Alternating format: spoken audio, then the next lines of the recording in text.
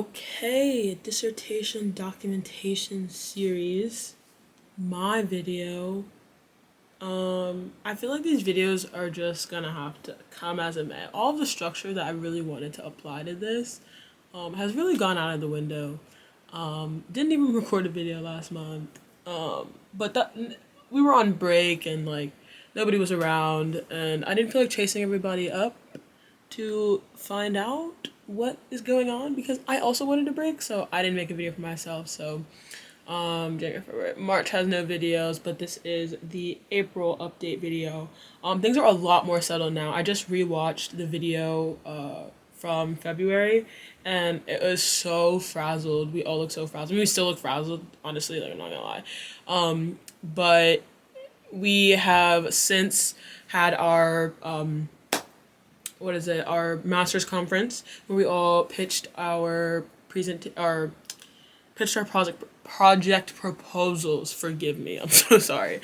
We pitched our project proposals to the department of the other MSc students, MA students. Some of the PhD students came around, which was really nice. Their feedback always welcome, so lovely. And then our professors as well. So a lot of feedback was received, lots of probing questions, ideas, just batting stuff around. It was great. And then today actually is the first day of the PGR, so postgraduate research conference, which is all of the PhD students. And I was there all day today, and it was amazing. It was great. I really liked learning about stuff all across the few departments that we have like smushed into one group called SAGES. Sustainability,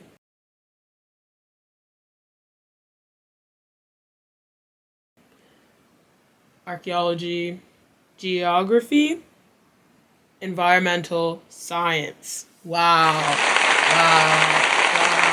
That was nice. But yeah, so update for me.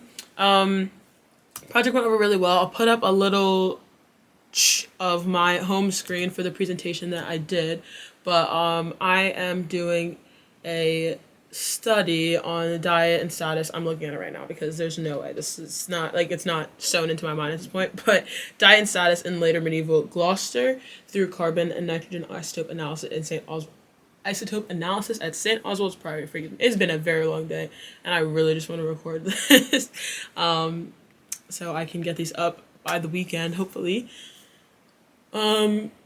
And I really just wanted to investigate like inequality and all these kinds of things in the past, but it's like, how are we gonna do that through this stable isotope analysis? And these isotopes, specifically carbon and nitrogen, will allow us to tell the difference between different diets and different trophic levels of an individual.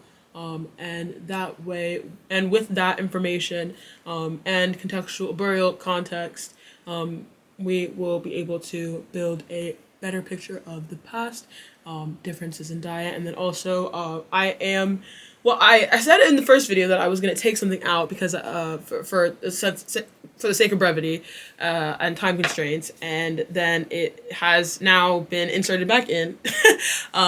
So RIP to me. I've got a few better dimensions to add, like double checking the accuracy of aging and sexing for the sample that I'm choosing, and then doing a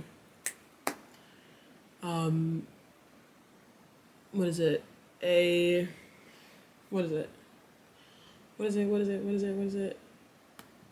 Stress indicators. I didn't even see it. I just remembered off the top of my head because I'm so smart. Looking at stress indicators through the skeleton, and also seeing if those things, how those things match up with the status indicator, with the social groups and stuff like that. A lot of ums in there, my bad, sorry. So essentially, like, I'm kind of going off of the concept of, it builds off the concept of like, you are what you eat, and you have access to eat. And so what you're gonna have access to eat is gonna be reflected in your diet, because the bone turnover rate is, it happens at different rates in different bones, but it happens over such an extended period of time that like you had to have been eating that diet for a while for it to be reflected in your bones. So say you had like, you're mostly poor, yeah, disadvantaged and you have a good eating day, like the good eating day is not going to mess up the values. Like it's not just going to make your bones look like you're the healthiest person ever, and you have the richest diet of all these things because you had one good meal, but it will be more indicative of the style of eating that you'd had for a extended period of time. In relation to the bone turnover rate, some bones don't turn over, some take a long time to turn over, some take 10 years to turn over, and I'm going to be sampling rib bones, so we're looking at like around the last 10 years, around the last 10 years before death, of that diet they were eating.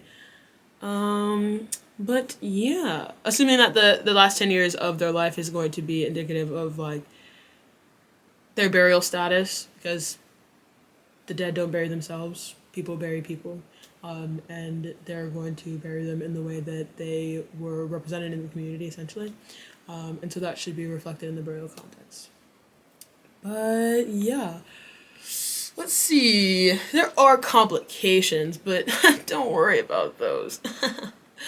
Just trust me. Yeah. So the group of individuals I'm looking at the St. Oswald's Priory site, I think is just going to be really interesting because there hasn't been much done on populations such as this one. This was like this. Oh, which way is that? Don't look at me. North, south, east, west. Kind of like Western Port. I can put a picture of it. I think I've showed you guys a picture of Gloucester before, but if not, I'll put a picture of it up right here. But it's kind of like a port town, a port city, and so the area surrounding the port was agricultural, but the port itself was a more of like a city, and a trade hub essentially. So might see some. I don't know. I'm kind of just interested to see what happens. I don't really want to posit too much. I don't want to have too much of my hypothesis. I'm really just interested in seeing what the data yields. But there are some cases that are similar, and they're similar because like this was a port, but it was like a Roman port, like, and they had done like analysis there, or this. Oh no, it wasn't. Let me look at that. Post-medieval. I just got them confused. So there's a site, Chichester, which is like a market town, kind of the same style of city, market town surrounded by agricultural area, but it's post-medieval. So the time period's not quite right. And if you think about how like the diets and the status and the treatment of individuals and the culture and all those things are reflected in the individual that we're looking at, and that's what the individual is representative of, is the community, larger community they were a part of, then you need to make sure that you're looking at the right context. So some of those things may be similar, may not be similar, just because of the nature of the actual, like the urban landscape is similar. So they might be having similar, what do you call them?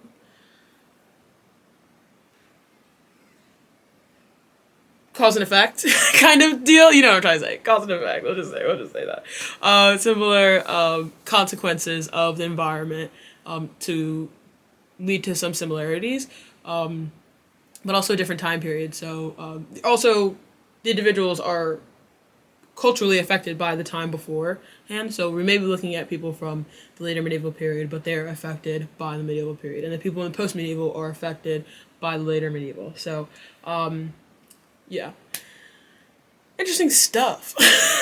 And then another site that I looked at to kind of like see some potential outcomes. Again, not really a fan of that one, but would be Fishergate. This Fishergate site, it's a larger study that's been done.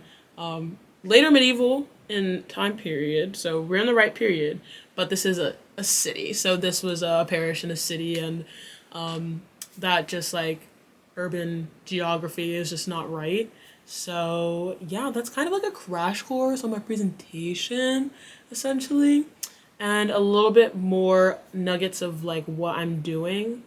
I'll be getting into the lab next week, starting to take my samples from my ribs, but also working towards taking a control sample, a smaller sample within my small sample, of like bone, what?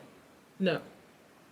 taking a small sample within my larger sample to verify the like similarity of the aging and sexing that has been provided like with the collection already. So this preliminary analysis was already done, but I want to do my own to see if they match up.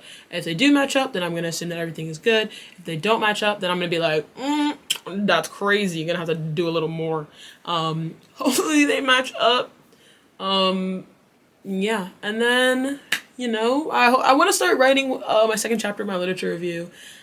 Just getting some ideas out. I had a really good conversation today at the PGR conference, and one of the women I spoke to, she really suggested that I just like write it all out of order. Like, I know my heart skipped a beat when she said it, but at the same time, like, I think she's right. I do need to just write it out of order because I'm extremely hung up on the first chapter of the literature review. Not even touching the introduction. I already gave up on that one, but I might just have to give up on chapter 1 of the literature review as well.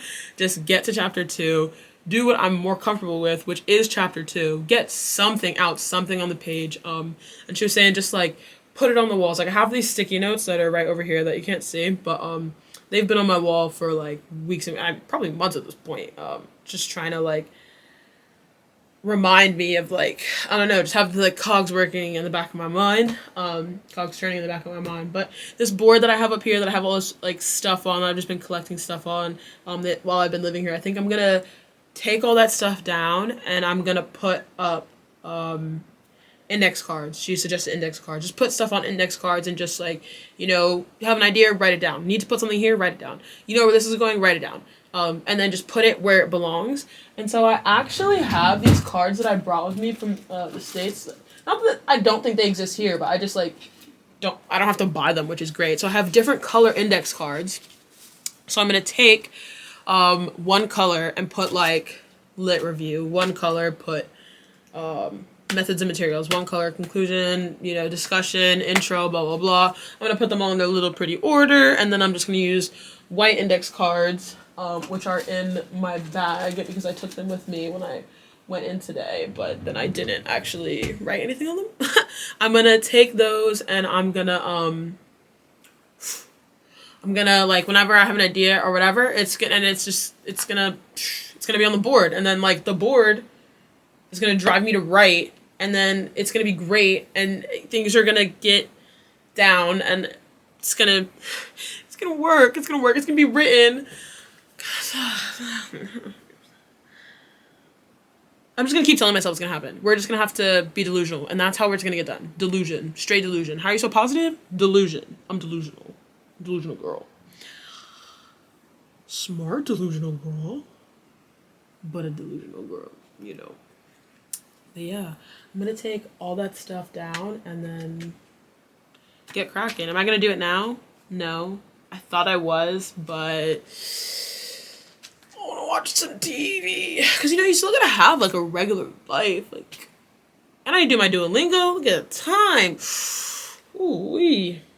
Yeah. I'm gonna do some housekeeping stuff. But more videos coming soon. I have so many like things I need to like but get out. And so many things I haven't done, like videos I've recorded stuff, but I mean, because I'm obsessed with chronology, by the time you see this, like the other ones will have been pushed out, but you know, man, it's just, it is what it is. I also have a couple meetings next week, the rest of the PGR tomorrow, lab induction tomorrow, and oh yeah, we had like our excavation. That was so cool. It was so fun. Our mock excavation.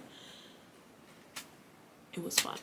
We got to dig up plastic skeletons they buried last year. So I had a good time. Yeah, it was great. I learned so much. Like always learning so much. It's extremely exhausting, and you know, some days you know, I don't want to be learning anything, but at the end of it, I'm just happy to be here. All right, am I getting tan? Like, how do we feel about this? Is it a little bit cold? Okay, well, I think that is all. The conference was really stressful.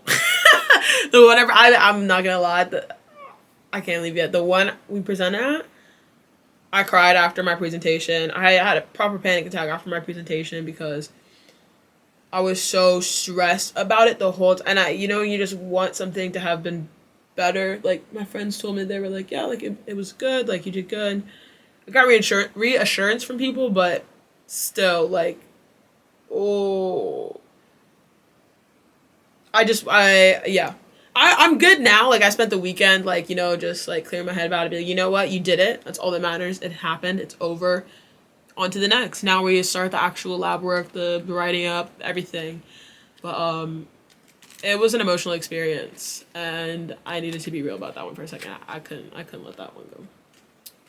But yeah, so I will see you guys next month. Hopefully, yeah, hopefully. I want to do some like lab shots and everything, but it just depends on, you know, ethics. So we'll see. We'll see how all that goes. But it'd be really cool to show you guys what we're doing in the lab as we're taking these bone samples, and running them through the mass spec and everything. So hopefully get to show you guys some of that. But I mean, whether I get to show you or not, I'll see you next month, hopefully, for an update. Bye!